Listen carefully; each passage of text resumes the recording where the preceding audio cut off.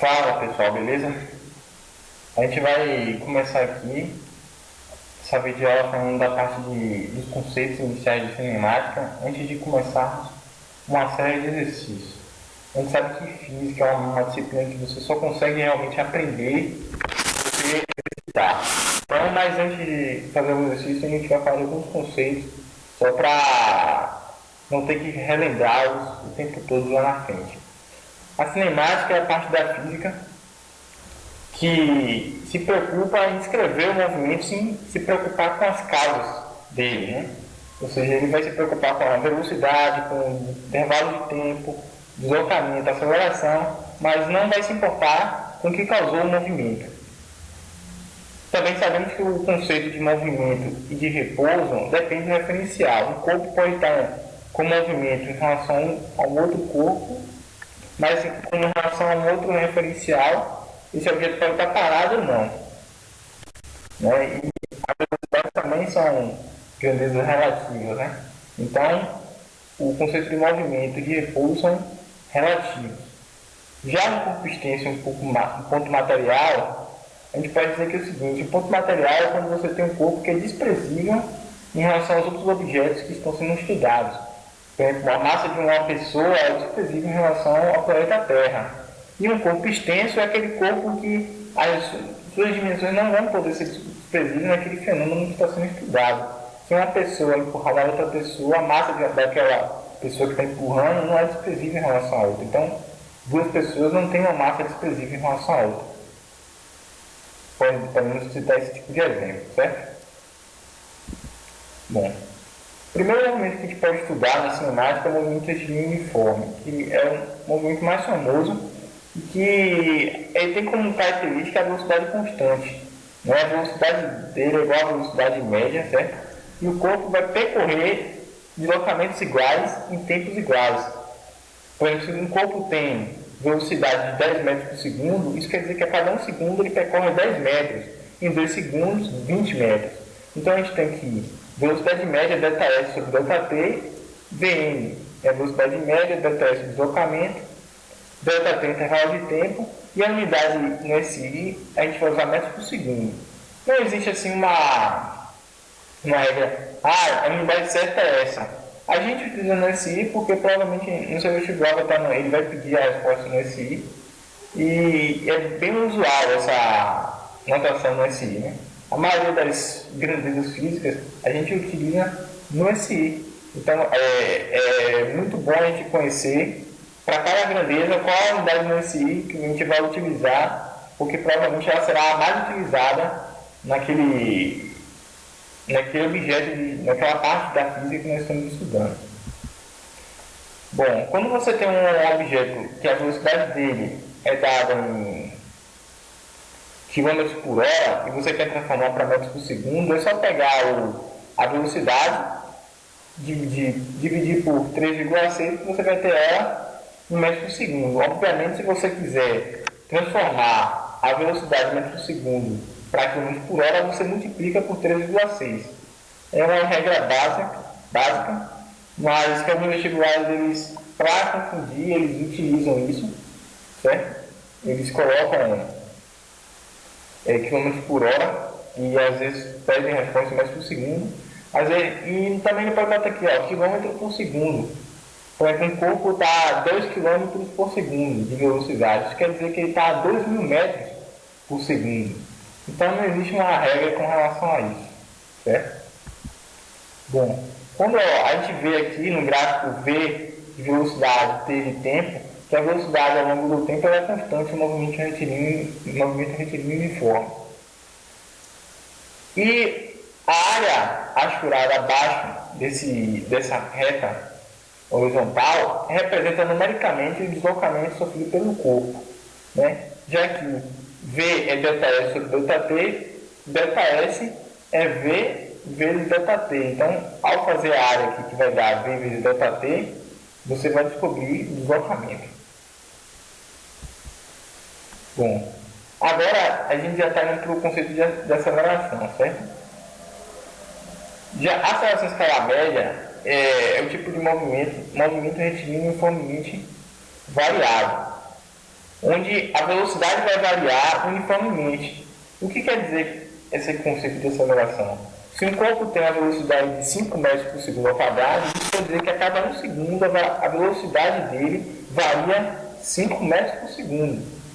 Né? A unidade de inercia é 5 metros por segundo ao quadrado e é elevada por essa fórmula aqui, ó, ΔV sobre ΔT. Certo? Também para lembrar que a velocidade e a aceleração são grandezas vetoriais, elas vão possuir módulo, direção e sentido. Mas nós estamos falando da aceleração escalar, estou falando apenas com o módulo, certo? Quando a gente fala, velocidade escalar, né?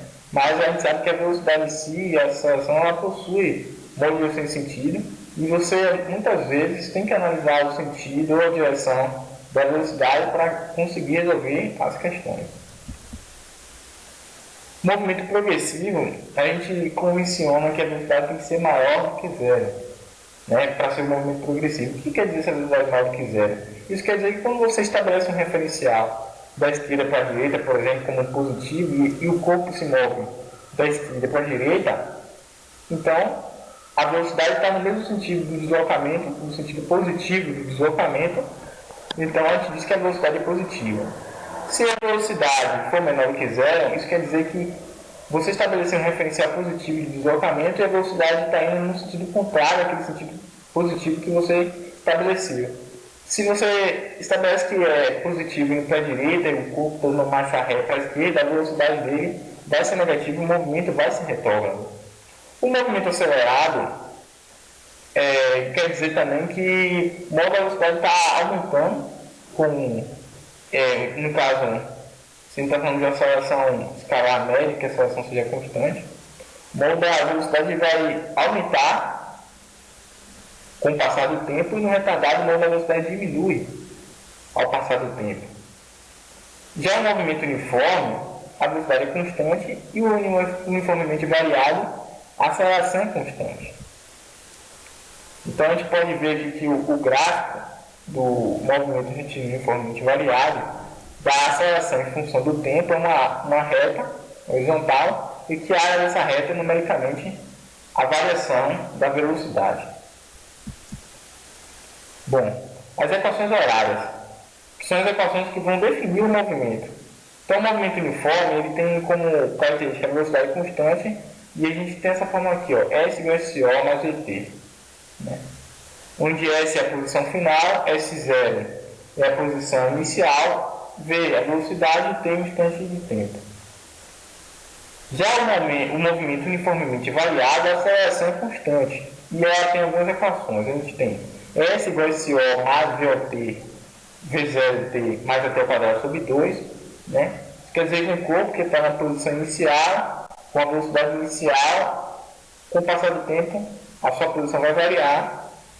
V igual a VO, V0 mais AT, isso quer dizer que por velocidade inicial, uma aceleração constante, com o passar do tempo, a sua velocidade vai variar.